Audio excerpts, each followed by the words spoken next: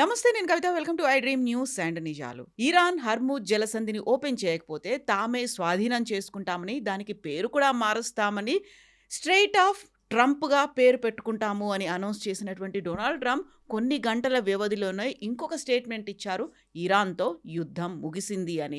NATO దేశాలు సహకరించలేదు కాబట్టి వారి దగ్గర ఉన్నటువంటి సైన్యాన్ని కూడా వెనక్కి పిలిపించుకుంటాము అనేటువంటి ఒక మాట. నిజంగా యుద్ధం ముగిసిందా? ఎందుకని ట్రంప్ అలాంటి స్టేట్మెంట్ ఇచ్చారు? మనతో పాటుగా ఉన్నారు సీనియర్ జర్నలిస్ట్ సురేష్ కొచ్చదిల్ గారు. సార్ నమస్తే.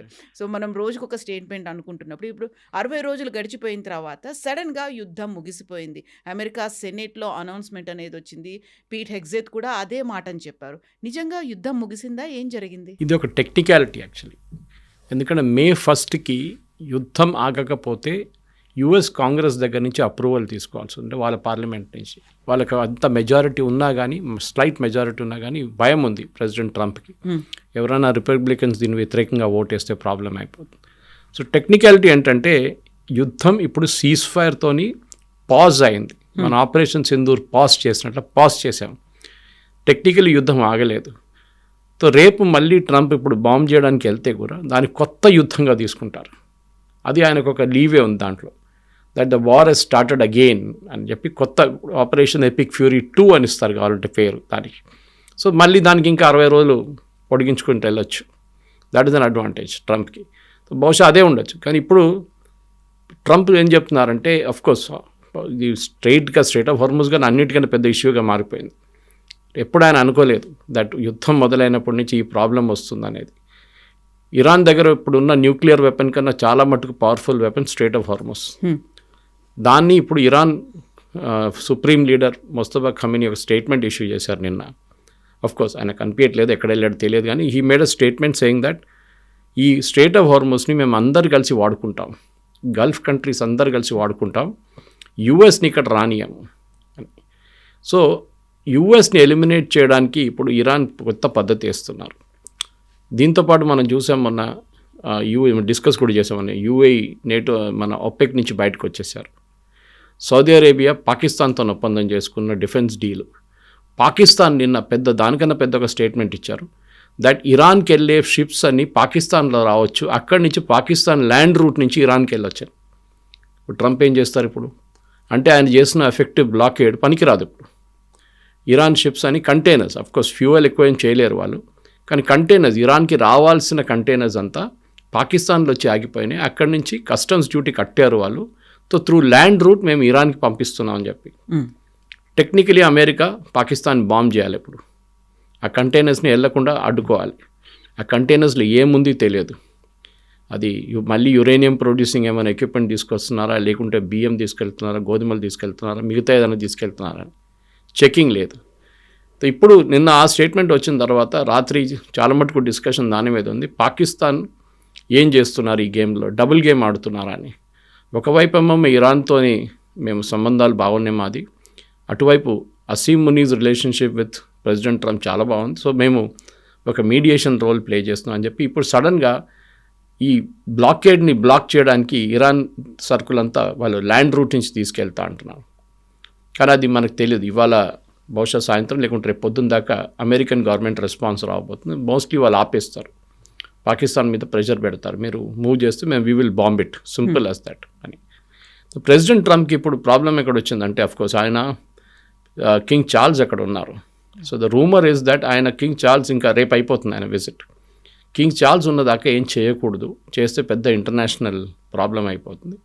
ఒక లిమిటెడ్ బాంబింగ్ క్యాంపెయిన్ చేద్దామని చెప్పి ప్లాన్ చేస్తున్నారంట స్ట్రెయిట్ ఆఫ్ హార్ముజ్ని రిలీజ్ చేయడానికి. That might involve a bit of ground forces also. So Iran వైపు నుంచి ఇరాన్లో ఉన్న ఐలాండ్, లరాక్ ఐలాండ్ మీద దాడి జరగవచ్చు. అక్కడ ఈ సెక్యూరిటీ ఫోర్సెస్ ఉన్నారు, రెవల్యూషనరీ గార్డ్స్ ఉన్నారు, వాళ్ళని ఫినిష్ చేయడానికి ఒక ప్లాన్ ఉందని పెంటగన్ చెప్తున్నారు. లీక్ డాక్యుమెంట్ ఒకటి నిన్న, ఆ లీక్ డాక్యుమెంట్లో డినై కూడా చేయలేదు పెంటగన్. సో బహుశా నెక్స్ట్ 2-3 రోజులు కింగ్స్ చార్ల్స్ వెళ్ళంగానే ఒక యాక్షన్ మొదలుగా అవుతుంది. రెండవది, ఒక నేటో బేస్డ్ ఫోర్స్ అని చెప్పలేము కానీ ఇంటర్నేషనల్ మ్యారిటైమ్ ఫోర్స్ ఒకటి తీసుకొస్తున్నారు. మ్యారిటైమ్ ఫ్రీడమ్ కన్స్ట్రక్ట్, MFC అని చెప్పి ఒక 20 దేశాలు కలిసి, Korea, that is south Korea, Japan, possibly Indonesia, చాలా మటుకు దేశాలు ఇట్లా, అండ్ సమ్ బ్రిటన్ వైపు నుంచి రావచ్చు అని చెప్తున్నారు, చెప్పలేం, గ్యారంటీ లేదు.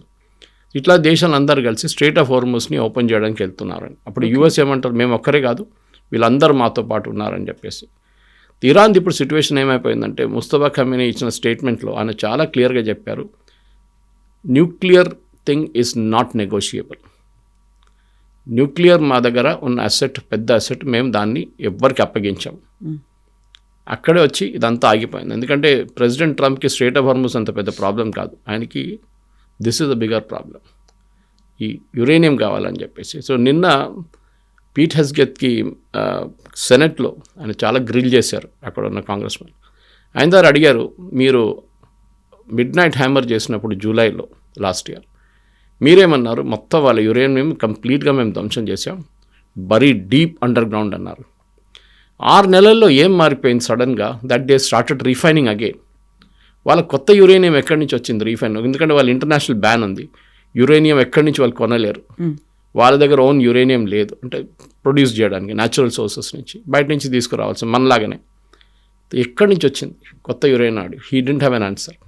ఎవరు అబద్ధం చెప్పారు, తప్పెవరు చేస్తున్నారు అనేది. అంటే మీరు యుద్ధానికి ఎందుకు వెళ్ళారు, దట్ వాజ్ ద క్వశ్చన్ అన్నమాట. యుద్ధానికి ఎందుకు వెళ్ళారు?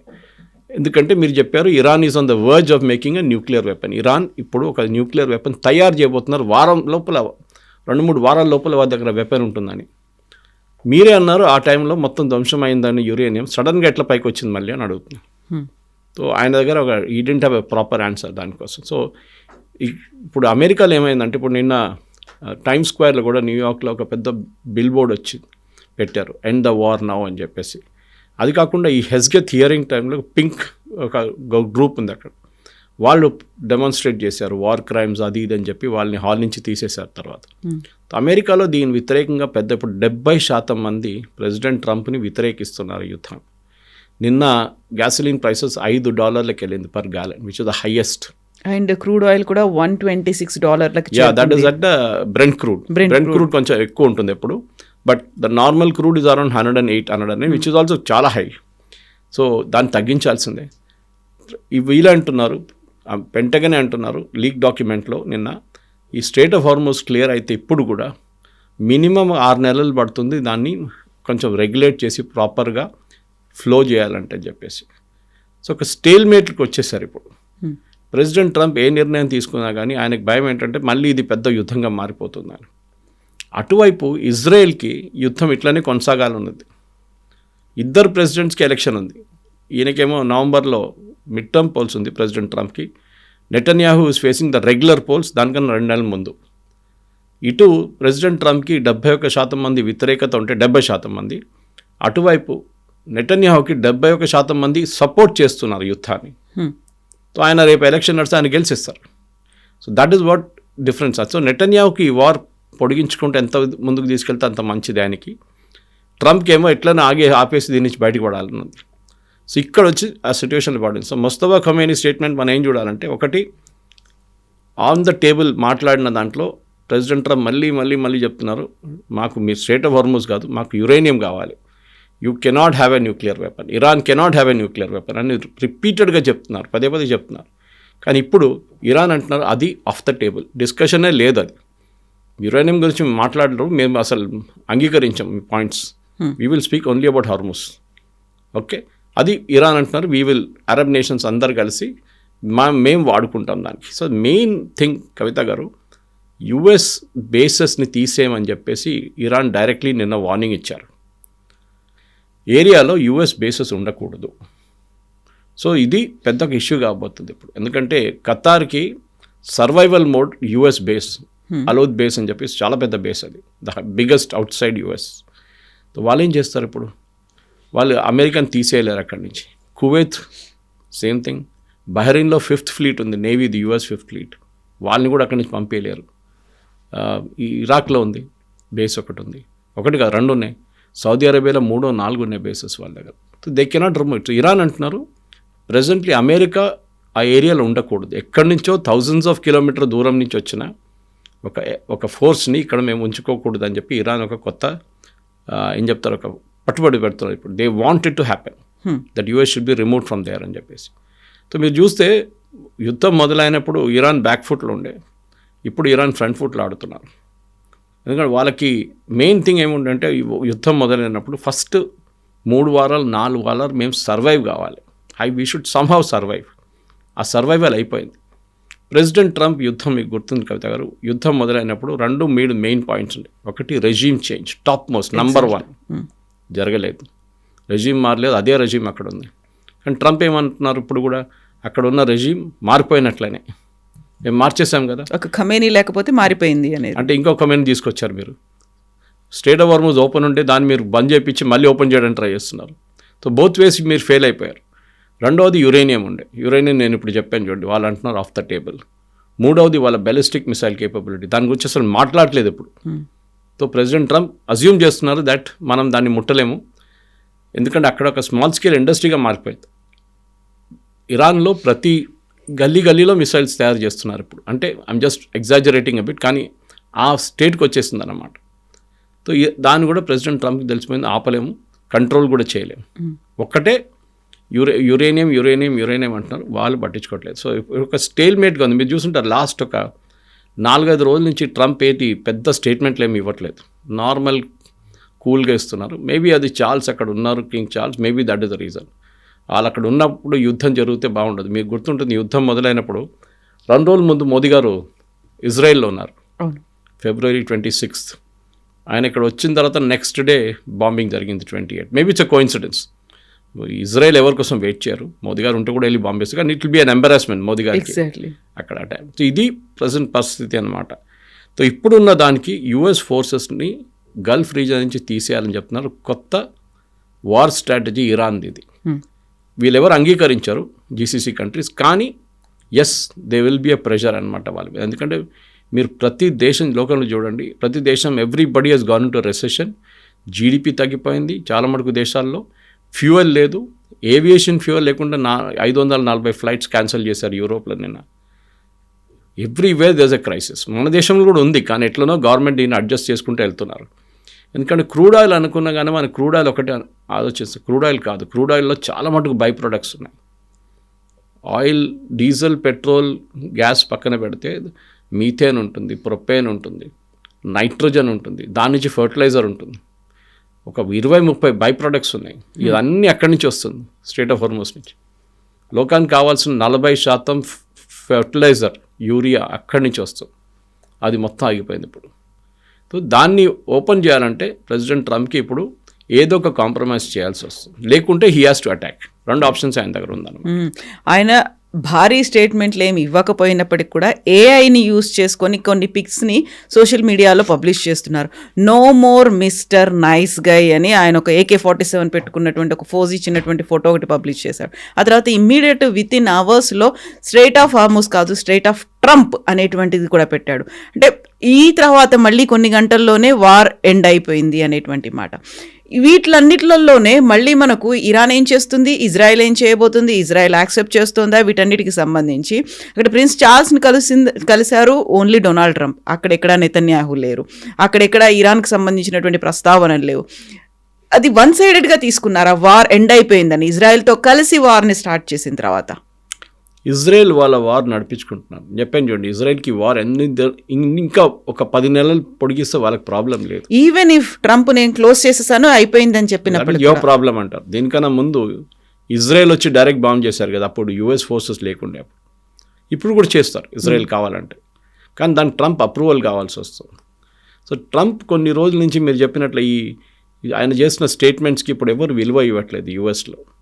ఎందుకంటే దీనికన్నా ముందు కూడా నేను I wipe out civilisation, wipe out చేసేస్తాను, ప్రతి బ్రిడ్జ్ కొడతాను, ఏం చేయట్లేదు.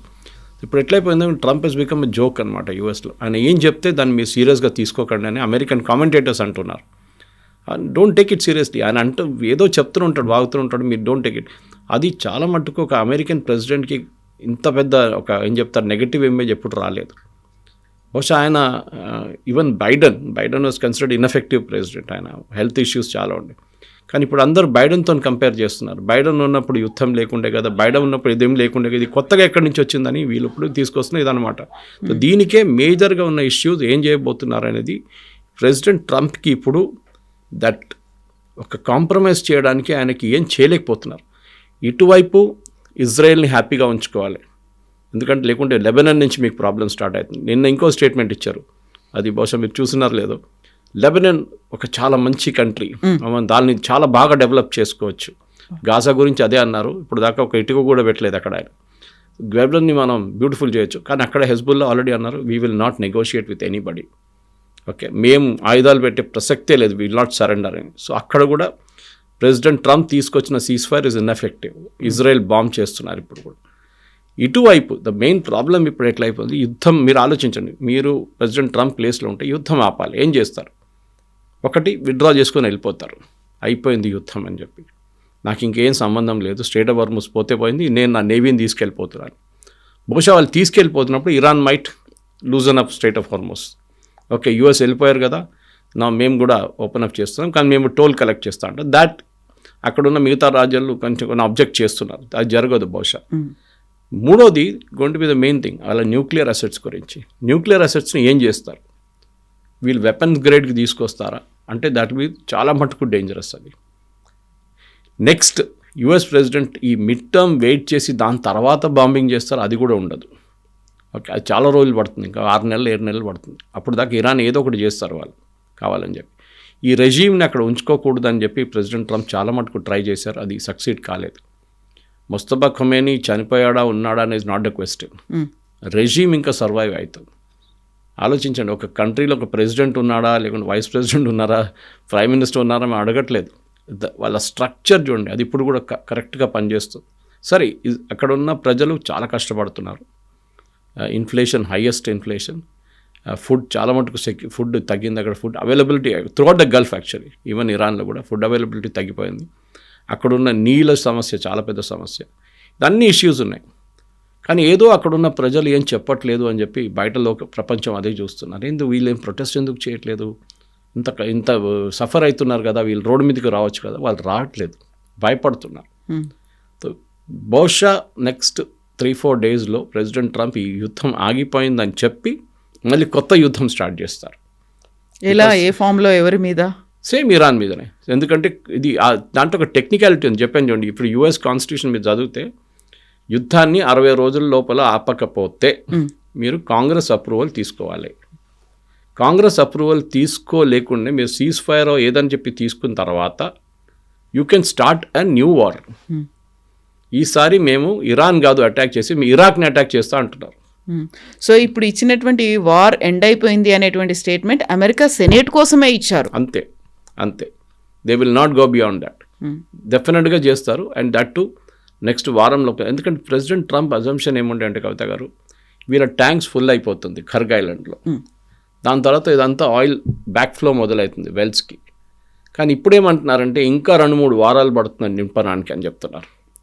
వీళ్ళేమో ఇరాన్ ఏమో టగ్ బోట్స్ తీసుకొస్తున్నారు, చిన్న షిప్స్ తీసుకొస్తున్నాయి. అక్కడ 2000 షిప్స్ ఉన్నాయి అక్కడ, ఖాళీగా పడున్నాయి చాలా మటుకు. దాంట్లో ఆ షిప్స్ని తీసుకొచ్చి దాంట్లో నింపుతున్నారు ఆయిల్. ఓకే, స్లోలీ వాళ్ళ ప్రొడక్షన్ ఫెసిలిటీ షట్ డౌన్ చేయడం మొదలుపెట్టారంట, వాళ్ళు పంపింగ్ చేయట్లేదంట ఎక్కువ. ఇంకోటి, పాకిస్తాన్ వైపు నుంచి ట్యాంకర్లు పంపిస్తాను ప్లాన్ చేస్తున్నారు, విచ్ ఇస్ ఇంపాసిబుల్, ఎందుకంటే యుఎస్ బాంబ్ చేసేస్తారు దాన్ని. ఇదన్నీ చేస్తున్నారు. వాళ్ళ వైపు నుంచి వాళ్ళు సర్వైవల్ మోడ్లో ఉన్నారు. మేము ఎట్లయినా పోతామని వాళ్ళకి తెలుసు. ద రెజీమ్ నోస్ వీళ్ళకి ఎక్కువ రోజులు లేవు, 60 రోజులు మ్యాక్సిమం. 60 రోజుల్లో ఏమేమి డ్యామేజ్ చేయాలో అదంతా చేస్తున్నారు అనమాట వాళ్ళు. ఎందుకంటే వాళ్ళు చూశారు, ఈవెన్ అక్కడున్న ప్రజలకు కూడా డౌట్ ఉంది. యుఎస్ ఎక్కడెక్కడ వెళ్ళి ఇంటర్ఫియర్ చేశారు, అక్కడ అన్నీ మొత్తం ఇప్పుడు మెస్ అయిపోయింది. ఇరాక్ గవర్నమెంట్ నిన్న ఒక గవర్నమెంట్ని ఫోర్స్ చేశారు ఓత్ ఆఫ్ ఆఫీస్ తీసుకోవడానికి. యుఎస్ వాళ్ళు అంటున్నారు, మాకు వద్దు, మేము government no you have to take oath. Second largest producer of oil Iraq. ఇప్పుడు మీరు అర్థం చేసుకోండి, మనం అందరూ యుద్ధాల గురించి మాట్లాడుతున్నాం, అందరూ ఆయిల్ గురించి మాట్లాడుతున్నాం, ఇరాకీ ఆయిల్ గురించి మాట్లాడలేదే. ఇరాక్ నుంచి ఆయిల్ వెళ్తుంది బయటికి, అది ఎక్కడికి వెళ్తుందో ఎట్లా వెళ్తుందో మనకు తెలియదు. ఇప్పుడు most probably by land route ఉండొచ్చు, ఆర్ బస్రా వైపు నుంచి సీ రూట్ ఉండొచ్చు. సో ఇరాకీ ఆయిల్ వెళ్తుంది. అటువైపు వాళ్ళు చూస్తున్నారు, లిబియా చూస్తున్నారు. లిబియాలో యుఎస్ అక్కడ కూడా గవర్నమెంట్ని మార్చారు, మొత్తం ధ్వంసం అయిపోయింది కంప్లీట్గా, ది కంట్రీ ఈజ్ ఫినిష్డ్. ఇరాక్లో కూడా అదే జరిగింది, గవర్నమెంట్ కూడా లేదు అక్కడ. ఇటువైపు సిరియాలో అసాద్ని కొట్టారు వీళ్ళందరూ కలిసి, అసాద్ పారిపోయాడు రష్యాకి, అక్కడ కూడా ఇన్స్టెబిలిటీ ఉంది. ఆఫ్ఘనిస్తాన్లో అదే జరిగింది. ఇరాక్లో ఉన్న ప్రజలు ఏమంటున్నారంటే, మాకు కూడా రేపు ఇది రావచ్చా ఇట్లాంటి సిచ్యువేషన్, డెఫినెట్గా ఉంటుంది. ఎందుకంటే ఈ గవర్నమెంట్ పడిపోయింది అనుకోండి, కొత్తగా గవర్నమెంట్ ఎవరు నడిపిస్తారు? That is going to be the first question అనమాట. తాలిబాన్ ఎట్లా ఎక్స్ప్లాయిట్ చేశారో ఆఫ్ఘనిస్తాన్ని, అట్లని ఇక్కడ ఏదైనా ఒక కొత్త గ్రూప్, ఇరాన్ బ్యాక్ చేసిన కొత్త గ్రూప్ ఇరాక్ నుంచి వచ్చి మళ్ళీ ఇక్కడ వాళ్ళు స్టార్ట్ చేస్తారని ఒక భయం ఉంది యూఎస్కి. అదే బహుశా జరగవచ్చు కూడా. ఇరాక్లో ఉన్న టెర్రరిస్ట్ గ్రూప్ అని చెప్పలేము, కానీ ఒక పెద్ద మిలిటెంట్ గ్రూప్ ఉంది అక్కడ. వాళ్ళు బహుశా దీంట్లో వచ్చి దే విల్ డెఫినెట్లీ ఒక పెద్ద ఫైట్ చేస్తారు వాళ్ళు. దీని అన్నిటిలో సౌదీ అరేబియా చాలా డెలికేట్ పొజిషన్లో, ఎందుకంటే హజ్ స్టార్ట్ అయింది ఇప్పుడు. ఈ టైంలో అక్కడ బాంబు వేశారనుకోండి ఇరాన్, పెద్ద ఇష్యూ అయిపోతుంది. ఎందుకంటే ఒకటి పిలిగ్రిమ్స్ అంతా డిస్పర్స్ అయిపోతారు, ఈ సీజన్ మొత్తం దెబ్బతింటుంది. అండ్ సౌదీ అరేబియాకి డబ్బులు వచ్చేది అన్నిటికంటే దీని రెవెన్యూ వచ్చేది ఈ హజ్ సీజన్లోనే. సో ఇప్పుడు మనం చూసాం యూఏఈ బయటకు వచ్చేసారు ఒపెక్ నుంచి. సౌదీ అరేబియాకి భయం ఏంటంటే ఆయిల్ ప్రైసెస్ ఇది కాంగానే, ఈవెన్ ప్రొఫెసర్ జెఫ్రీ సాక్స్ ఇవాళ పొద్దున ఒక వీడియో రిలీజ్ చేశారు. ఆయన చెప్పారు దాంట్లో క్లియర్గా ఆయిల్ ప్రైసెస్ నెక్స్ట్ 6 monthsలో భారీగా పడిపోతుందని. అది ఏంటో ఎక్స్ప్లెయిన్ చేస్తాను కవిత గారు, ఇది ఎందుకు జరుగుతుందని. మన ప్రేక్షకులు కూడా కొంచెం సింపుల్ లాంగ్వేజ్లో అర్థం చేసుకోవచ్చు. ప్రతి దేశం వాళ్ళ స్ట్రాటజిక్ పెట్రోలియం రిజర్వ్స్ యూజ్ చేసుకున్నారు, ఎస్పీఆర్ అంటారు దాన్ని. ఎస్పీఆర్ నథింగ్ బట్ పెద్ద పెద్ద అండర్ గ్రౌండ్ ట్యాంక్స్లో వీళ్ళు ఫ్యూయల్ ఉంచుకుంటారు. దీనికన్నా ముందు కూడా మనం డిస్కస్ చేసాము, మన దగ్గర కూడా ఉంది. మన దగ్గర 67 రోజులు కావాల్సిన పెట్రోలియం క్రూడ్ మన దగ్గర అండర్ గ్రౌండ్ ట్యాంక్స్లో ఉంటుంది ఎప్పుడు. అది కాకుండా ఇంకొక 20-30 రోజులు కావాల్సింది షాడో ఫ్లీట్స్లో వస్తుంటుంది, మన వైపు షిప్స్ వస్తూనే ఉంటుంది. సో మనకు ఒక 80-85 రోజులకి ఉన్న క్రూడ్ ఆయిల్ మన దగ్గర ఎప్పుడు ఉంటుంది. రిఫైనరీలో ఇంకొక 10 రోజులు ఉంటుంది, రిఫైన్ చేస్తుంటుంది. సో బట్ 90 days 3 నెలలది మన దగ్గర ఉంది. మనం దాని నుంచి 1 నెలది వాడుకున్నాం ఇప్పుడు already. Okay, we have used it. ఎందుకంటే దానికోసం ప్రైసెస్ పెరగలేదు. మనం రష్యా దగ్గర నుంచి $40 కొన్న క్రూడ్ ఆయిల్ అక్కడ పడుంది, అది వాడుకుంటున్నాం ఇప్పుడు. కొత్త క్రూడు రిఫైన్ చేసి పెట్టుకుంటున్నాం అంతే, వాడట్లేదు. గ్యాస్ కన్వర్ట్ చేసుకుంటే ఎల్పిజి చేస్తున్నాం దాన్ని, ఎందుకంటే ఎల్పిజి షార్టేజ్ ఉంది, డీజిల్ పెట్రోల్ షార్టేజ్ లేదు. ఇప్పుడు జరుగుతుంది ఏంటంటే ఈ పెట్రోలియం రిజర్వ్ ప్రతి దేశం, చైనా దగ్గర బహుశా 250-270 రోజుల ఎస్పీఆర్ ఉందంట, వాళ్ళు ఎప్పుడు చెప్పారు. యూరోప్ 30-40% వాడుకున్నారు. ఇంకా నెక్స్ట్ ఒక వారం లోపల 60% దాకా వాళ్ళ ఎస్పీఆర్ అయిపోతుంది. ఎస్పీఆర్ అయిపోయింది అనుకోండి, ఇట్స్ బిగ్ క్రైసిస్. కానీ మూమెంట్ అనుకుందాం, హైపోథెటికల్ సిచ్యువేషన్, రేపు స్ట్రెయిట్ ఆఫ్ హార్ముజ్ ఓపెన్ అయిపోయింది. ఫస్ట్ ప్రయారిటీ ఏముందంటే ఈ ఎస్పీఆర్ని నింపుకుంటారు అందరు తీసుకెళ్ళి, ప్రతి దేశం. తో ఆయిల్ ఇప్పుడు $100 110 ఉన్నది, తీసుకెళ్ళినప్పుడు ఎస్పీఆర్లో నింపేసిన తర్వాత ఆయిల్ $100కి వచ్చేస్తుంది. దాని తర్వాత ఫ్రెష్ ఆయిల్ వీళ్ళు ప్రాసెసింగ్ స్టార్ట్ చేస్తారు, అప్పుడు అది 90కి వచ్చేస్తుంది. ఇది ప్రాబ్లం. అండ్ ఇప్పుడు యూఏఈ లాంటి దేశాలు 3.5 million barrels per day produce చేసిన వాళ్ళు 5 millionకి ప్రొడ్యూస్ చేయడం మొదలు పెట్టేశారు. సో సప్లై అండ్ డిమాండ్ ఎకనామిక్స్లో సప్లై ఎక్కువైపోతుంది, డిమాండ్ తగ్గిపోతుంది, and then prices will decrease immediately. So ఇప్పుడున్న దాని ప్రకారం నెక్స్ట్ 6 monthsలో SPR filling, I think yesterday నా దగ్గర ఫిగర్ ఉండే దీంట్లో, I think it's 110 million barrels per day కావాల్సి వస్తుంది only to refill, and that is actual production per day worldwide. ఇప్పుడు ఓపెక్ కానీ ఓపెక్ ప్లస్ మెంబర్స్ కానీ అందరు కలిసి ప్రొడ్యూస్ చేస్తే కూడా ఈ ఎస్పీఆర్ని 6 నెలలు పడుతుంది వీళ్ళ ట్యాంక్స్ ఫిల్అప్ చేయడానికి, ఇంక్లూడింగ్ మన ట్యాంక్స్. సో ఫస్ట్ ప్రయారిటీ అక్కడికి వెళ్తుంది. సెకండ్ ప్రయారిటీ ఈ కొత్త ఫ్యూయల్ సప్లైస్ నుంచి వస్తుంది అనమాట. దాంట్లో ఇరానియన్ ఫ్యూయల్ కూడా రావడం మొదలు పెడితే మనకు చాలా పెద్ద అడ్వాంటేజ్. ఎందుకంటే మన వైపు ఇప్పుడు యూఏఈ ప్రధానమంత్రి గారు మోదీ గారు 3 గంటల సేపు ఈసారి యూరోప్ నుంచి వస్తున్నప్పుడు ఈ stopping over at UAE. OPEC నుంచి బయటకు వస్తున్నాను అనౌన్స్ చేసిన తర్వాత యూఏఈ నుంచే మనకి ఎక్కువగా రాబోతోంది అనేది అది ఇంకోటి. There is a defence pact coming up. Okay, అటువైపు పాకిస్తాన్ వెళ్ళి సౌదీ అరేబియాలో కూర్చున్నారు. Your enemies my friend concept వచ్చేసింది ఇప్పుడు. ఓకే, అండ్ సౌదీ అరేబియా పాకిస్తాన్తో క్లోజ్ రిలేషన్షిప్ డెవలప్ చేస్తున్నాం. యూఏఈకి సౌదీ అరేబియాకి పడదు, మనకు తెలిసింది అది. యమన్లో కొట్టుకున్నారు, అక్కడ సొమాలి ల్యాండ్లో కొట్టుకున్నారు, చాలా చోట్ల ఆఫ్రికాలో ఇష్యూస్ ఉన్నాయి వాళ్ళకి. సో ఇమ్మీడియట్గా మన వైపు నుంచి బహుశా బ్రహ్మోస్ లాంటి మిసైల్స్ కానివ్వండి, మిగతా మిసైల్స్ మనం యూఏఈకి ఆఫర్ చేయబోతున్నాం. అక్కడ ఆల్రెడీ ఇజ్రాయెల్ కూర్చున్నారు, ఆలోచించండి. Israel is sitting they with iron dome, ఎప్పుడు ఇరాన్ ఫైర్ చేస్తారో అని చూడడానికి. వాళ్ళు ఆల్రెడీ ప్రొటెక్ట్ చేశారు దీని ముందు కూడా యూఏఈని. ఆల్మోస్ట్ 30 days ఇజ్రాయెల్ అక్కడ వాళ్ళని చాలా మటుకు మిసైల్స్ అడ్డుకున్నారు వాళ్ళు. సో కొత్త డిఫెన్స్ ప్యాక్ట్ భారతదేశం యూఏఈ నడుమిట్లో రాబోతుంది. మీకు గుర్తుంటుంది దీనికన్నా ముందు కూడా the crown prince came all the way, correct గా 1.5 hours 2 hours 3 hours ఉన్నారు. అదే 3 hours మోదీ గారు ఇక్కడ స్పెండ్ చేయబోతున్నారు ఇప్పుడు on his return trip. So ఇది చాలా ఒక క్రూషియల్ ఫ్యాక్టర్ ఉండబోతుంది గల్ఫ్లో. ఇన్ఫాక్ట్ ఎస్టర్డే నిన్న రాత్రి నుంచి ఇంటర్నేషనల్ ఛానల్స్లో చాలా మటుకు ఈవెన్ అల్ జజీరాలో మాట్లాడుతున్నారు. గల్ఫ్లో ఒక కొత్త డిఫెన్స్ ప్యాక్ట్ రాబోతుంది. సౌదీ అరేబియా అంటున్నారు యూఎస్ని నమ్మలేము, మమ్మల్ని ప్రొటెక్ట్ చేయలేదు, వాళ్ళ బేస్ వాళ్ళు ప్రొటెక్ట్ చేసుకున్నారు, కానీ మా మీద మిసైల్స్ పడినప్పుడు ఎవరు రాలేదు మమ్మల్ని అడ్డుకోవడానికి, మేము మా దగ్గర ఉన్న మిసైల్స్ అన్నీ పెట్టుకొని మేము అడ్డుకున్నాం మా డిఫెన్స్ సిస్టమ్స్. దానికోసం పాకిస్తాన్ తీసుకొచ్చాం. పాకిస్తాన్ దీని ముందు కూడా సౌదీ అరేబియా వాడుకున్నారు. సౌదీ అరేబియాలో చాలా క్లియర్, వాళ్ళ సోల్జర్స్ ఫైట్ చేయరు, వాళ్ళకి భయం ఫైట్ చేయడానికి. ఓకే, వాళ్ళు యుద్ధం అని చూడలేదు ఇప్పుడు దాకా. So they want Pakistan to do. దీనికన్నా ముందు కూడా రెంట్కి తీసుకొచ్చారు పాకిస్తాన్, ఈసారి కూడా రెంట్కి తీసుకొచ్చారు. మన వైపు నుంచి యూఏఈని కాపాడుకోవడానికి మనం వీల్ ఆఫర్ డిఫెన్స్ సిస్టమ్స్ అనమాట. మన దగ్గర ఉన్న డిఫెన్స్ సిస్టమ్స్ అది S-400 ఉండొచ్చు, రష్యా దగ్గర తీసుకున్నా మనది ఆఫర్ చేయలేము ఇక్కడ, కానీ మిగతా సిస్టమ్స్ ఉన్నాయి. అది మనం బహుశా వాళ్ళకి ఆన్ కాంట్రాక్ట్ బేసిస్ ఇవ్వచ్చు. మీరు చెప్పిన పాటు ఎస్ ఆయిల్ ఒకసారి స్ట్రైట్ ఆఫ్ హార్మోజ్ ఓపెన్ అయిపోతే then I think UAE oil చాలా మటుకు భారతదేశానికి వస్తుంది. వాళ్ళ వైపు they have 3 different types of crude oil. ఆ 3 మన రిఫైనరీస్కి సూట్ అవుతుంది. అండ్ వాళ్ళ కాస్ట్ ఆఫ్ ప్రొడక్షన్ చాలా తక్కువ. వాళ్ళు ఈవెన్ $30 అమ్మితే కూడా వాళ్ళకి ప్రాఫిట్ ఉంది. సౌదీ అరేబియాకి $40-45 మినిమం అమ్మాల్సి వస్తుంది, అప్పుడే వాళ్ళకి ప్రాఫిట్ ఉంది. ఎందుకంటే వాళ్ళ ఆయిల్ క్వాలిటీ ఈజ్ డిఫరెంట్. ఇప్పుడున్న దాని ప్రకారం భారతదేశానికి ఇది ఒక కొత్త ప్యాక్ట్ గల్ఫ్ రీజన్లో రాబోతుంది. ఎవ్రీ నేషన్, ప్రతి దేశం అక్కడున్న నేర్చుకున్నారు ఒక లెసన్, మేము మా సెక్యూరిటీ మేమే చూసుకోవాలి, ఎవ్వరు రారు మమ్మల్ని ప్రొటెక్ట్ చేయడానికి, యుఎస్ రారు, ఎవరు రారు. It is better to go to Israel, get iron dome. UAE నేర్చుకున్నారు, భారతదేశం నుంచి కావాల్సిన డిఫెన్స్ ప్యాక్ చేసి మన వాళ్ళు కూడా మన 2 షిప్లు అక్కడ పెట్టడమో లేకుండా మన మిసైల్ సిస్టమ్స్ అక్కడ పెట్టడం ఏదో ఒకటి చేయబోతున్నాం మనం. ఇక్కడే డిఫెన్స్ సిస్టమ్ని డెవలప్ చేసుకోవాలి, మన కంట్రీస్ని మనమే కాపాడుకోవాలి అనుకున్నప్పుడు ట్రంప్ నాటో కంట్రీస్ని థ్రెటన్ చేస్తున్నారు. అక్కడ ఉన్నటువంటి స్పెయిన్ కావచ్చు, ఇటలీ కావచ్చు, మా ఆర్మీ అక్కడ ఉంది కదా, మేము వాటిని విత్డ్రా చేసుకుంటున్నాం బికాస్ మీరు మాకేం సపోర్ట్ చేయలేదు అని ఒక థ్రెటనింగ్ వాయిస్ అనేది అక్కడ ఉంది. సో ఇప్పుడు నాటో అనేది ఉంటుందా? ఇమ్మెచ్యూర్ యాక్ట్ అండి ఇది. చిన్నపిల్లలు కొట్లాడుకుంటారు చూడండి, ఎక్కువ కొట్లాడుతాం మమ్మీ దగ్గర వెళ్ళి చెప్తాను నేను అని చెప్తారు వాళ్ళు. ఇది అదే సంగతి. ఇది నేటో హెల్ప్ చేయలేదు కరెక్ట్, కానీ నేటోని మీరేం ఫోర్సెస్ విత్డ్రా చేసుకుంటే వాళ్ళకేం పోయింది? ఇదే సేమ్ ప్రాబ్లం చెప్పాను చూడండి, సౌదీ అరేబియా యూఏఈకి అదే ప్రాబ్లం నేటోకి రాబోతుంది. నేటో అంటారు యూఎస్ని మర్చిపోండి, they will not protect us, మన సెక్యూరిటీ మనమే చూసుకోవాలి, నేటో నుంచి యూఎస్ని కావాలి తీసేద్దాం. ట్రంప్ వెళ్తే వెళ్ళనియండి, నెక్స్ట్ ప్రెసిడెంట్ ఎవరు వస్తారో అది వ్యాన్స్ ఉండొచ్చు, మార్కో రూబియో ఉండొచ్చు, ఎవరైనా ఉండొచ్చు, లేకుంటే డెమోక్రాట్ సైడ్ నుంచి ఎవరైనా కలవచ్చు. ఏమైతే కానీ their president will reverse the decision anyway. NATO అనేది మీరు చూస్తే టెక్నికలీ లాస్ట్ వాళ్ళు యుద్ధం అనేది చేసింది వాళ్ళు చేసిన ఆఫ్ఘనిస్తాన్లో. అక్కడ ఏం జరిగింది మన అందరికీ తెలుసు, పారిపోయారు అక్కడి నుంచి.